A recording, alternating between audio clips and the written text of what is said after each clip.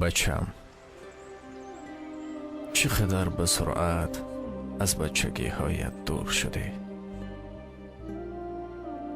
کوچکی بودی، چه دلی بزرگی داشتی و حالا که بزرگ شدی چه دلی کوچکی داری. کاش دلت به بزرگی بچگیت بود. بچه بودی همه رو به اندازه 10 تا دوست می داشتی، اما حالا که بزرگ شدی بعضی ها را زیاد، بعضی ها را کم و بعضی دیگر را اصلا دوست نمی داری.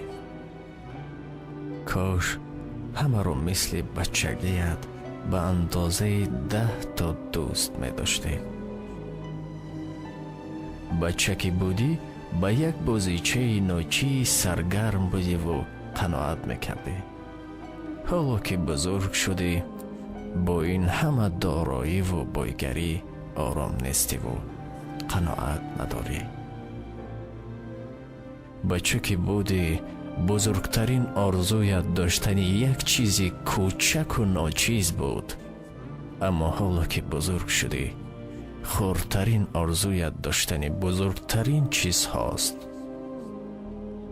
بچه که بودی بچه بودی، کلان که شدی کلان هم نشدی که هیچ دیگر همان بچه هم نیستی.